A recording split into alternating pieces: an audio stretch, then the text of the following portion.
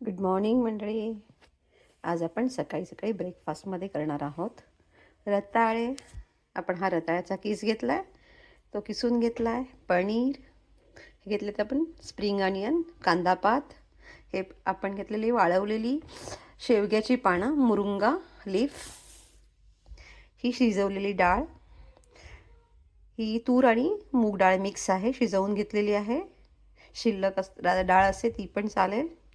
तसंच आपण घेतलेलं आहे तिखट, हळद, मीठ, साखर, तीळ आणि हा ठेचा, हिरवी मिरची, लसूण, कोथिंबीर सगळं घालून केलेला ठेचा.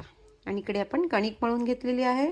तसंच आपण गरम मसाला घालणार आहोत आणि आपण हा छान असा हेल्दी पराठा करणार आहोत रताळ्यापासून. रताळा, स्प्रिंग अनियन, पनीर, मूग डाळ, तूर डाळ, तसंच मुरुंगा लीफ, असा हा हेल्दी आणि मस्त असं एक नाश्त्याला पराठा खाल्ला तरी सर्व गोष्टी आपल्याला मिळणार आहे. त्यापासून डाळ, भाजी, पनीर, रताळं, असं हा हेल्दी पराठा आपण आज करणार आहोत. तर पाहूया त्याची रेसिपी. आपण या सर्व वस्तू एकत्र करून घेऊ आणि सारण तयार करूया.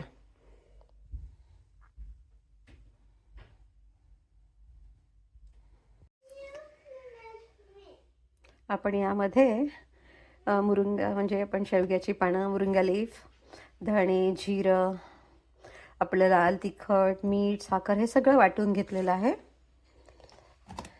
त्यामुळे आपली पानं पण अशी छान बारीक झाली आहेत आणि एकजीव झाली आहेत आणि आपलं सारण खूप छान होईल. आता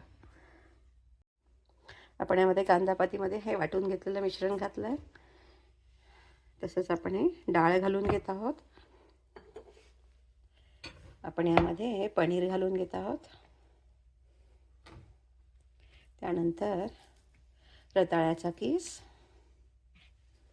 आता आपण छान सगळं मिक्स करून घेऊया. सर्व मिक्स करून घेऊ. आपण हे सर्व मिश्रण मिक्स करून घेतलं आहे. यामध्ये आपण यामध्ये आता तीळ घालून घेत आहोत. तसंच आपण आता यामध्ये गरम मसाला घालून घेऊया. आता आपण गरम मसाला, तीळ घालून घेतलं आणि सर्व मिश्रण आता मिक्स करून घेऊया.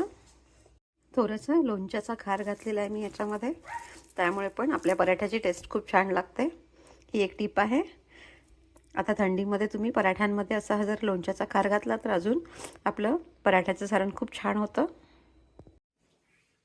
तर आपण आता ही कणिक पण मळून घेतलेली आहे आणि आपण ह्या सारणाचे गोळे करून घेतले आहेत. आता आपण छान अशी वाटी करून घेऊया. कणकेची वाटी करून त्यामध्ये हे सारण घालून घेऊया. सारण जर पातळ झालं सुकून तर त्यामध्ये थोडंसं डाळीचं पीठ घाला. आणि जर डाळीचं पीठ पण नसेल तर घरातलं बाजरीचं किंवा ज्वारीचं थोडंसं पीठ 1 चमचा 1.5 चमचा घालून सारण तुम्ही घट्ट करू शकता, म्हणजे आपला पराठा फुटणार नाही. अशा पद्धतीने आपण छान पेढा करून घेतलेला आहे पराठ्याचा. गुबगुबीत असा खरपूस आपण पराठा बनवत आहे. कांदा पात, रताळं, पनीर, असं युनिक आपण असं स्टफिंग केलेलं आहे. अनकॉमन असं छान. आपण दुसऱ्याची वाटी करून घेतली. तसंच आपण हे मिश्रण घातलं आणि दाबून दाबून भरूया. आणि अशा पद्धतीने एक्स्ट्राचं वर पडतं राहिलेले उंडे करून घेऊया. अशा पद्धतीने याची अशी वाटी करून यामध्ये हे स्टफिंग घालून आपण असे सर्व उंडे करून घेऊया. हा इथेच असा दाबून अशा पद्धतीने आपण सर्व उंडे करून घेऊया.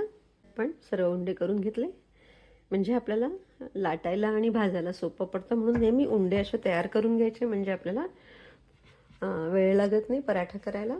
तर आपण करूया गुबगुबीत असे छान पराठे. रताळं, पनीर आणि मेन म्हणजे त्याच्यामध्ये एक इन्ग्रेडियंट आहे तो कांद्याची पात. तसा युनिक असा आपला हा आजचा पराठा आपण करूया. आपण अशी आधी पहिल्यांदा उंडा घेऊया. पूर्ण हाताने, दोन्ही हाताने दाबून घेऊ. थोडंसं खाली पीठ घ्यायचं आणि आधी असं बोटांनी सर्वीकडून दाबून घ्यायचं, म्हणजे आपलं सारण सर्व साईडला पसरतं.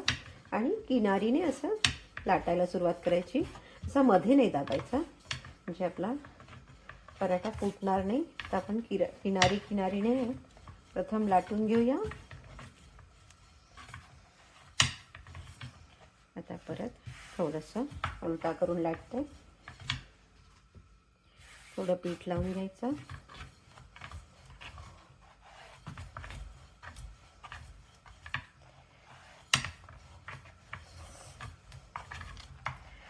अचानक अशी ही तयार झालेली रेसिपी आहे. घरामध्ये आज बटाटे नव्हते, आलू पराठा करायचा होता.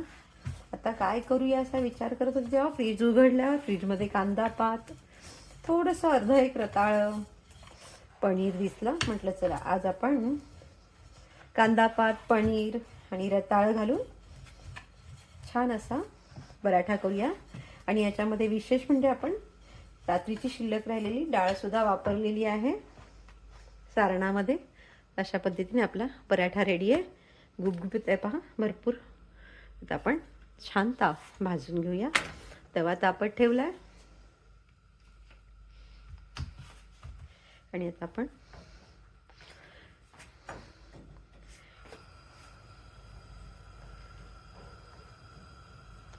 एक साईड छान भाजून घेऊया आणि मग उलटूया.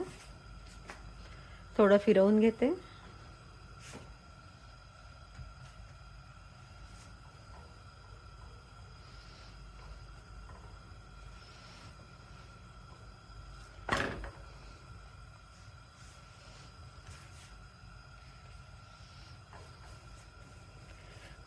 पराठा भाजताना लगेच तेल नाही लावायचं. आधी दोन्हीकडून छान शेकून घ्यायचा पराठा, मग तेल लावायचं. नाही तर त्याचा धूर होतो आणि सर्व आपलं तवा पण खराब होतो आणि पराठा पण व्यवस्थित भाजला जात नाही.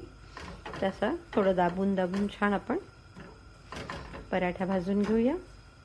हे वगैरे सर्वीकडे व्यवस्थित भाजावा म्हणून असं गोल गोल फिरवायचा.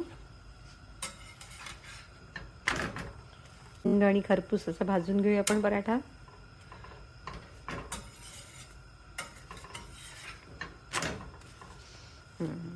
आता छान असा भाजत आहे पहा. पराठा खरपूस भाजल्यावर खूप छान लागतो. आणि आपला पराठा छान फुगलेला आहे पहा. थोडा एका साईडने हवा जात आहे इथे, पण आपला पराठा छान फुगलेला आहे. आता आपण पराठा भाजला. आता आपण तेल तूप हे आपल्या आवडीनुसार लावून घ्या सर्व बाजूने व्यवस्थित. आता उलटून घेऊया आणि दुसऱ्या बाजूने पण आपण भाजून घेऊया. छान असा खमंग पराठा रेडी आहे. आपण हा लोणच्याबरोबर किंवा दह्याबरोबर खाऊ शकतो. छान भाजला आहे पहा. असं छान खमंग खरपूस भाजलेला पराठा. आणि आपण यावर मिरचीचं लोणचं घालूया. छान असं मिरचीचं लोणचं केलं आहे घरी. मिरचीचं लोणचं आणि पराठा, त्यासोबत दही. असा खमंग बेत खरपूस आणि गुबगुबीत असा पराठा, मिरचीचं लोणचं. छान थंडीचे दिवस आहेत आणि याबरोबर दही हवं असेल तर दही. तर नक्की करा. आणि कसा झाला आहे तुम्हाला कमेंट करून कळवा. आणि माझ्या चॅनलला लाईक करा, शेअर करा, कोपऱ्यातील बेल आयकॉनवर क्लिक करा, जेणेकरून तुम्हाला असे छान छान पदार्थ पाहायला मिळतील. आणि पुढची रेसिपी येईपर्यंत मस्त खा आणि स्वस्त राहा. थँक्यू. धन्यवाद.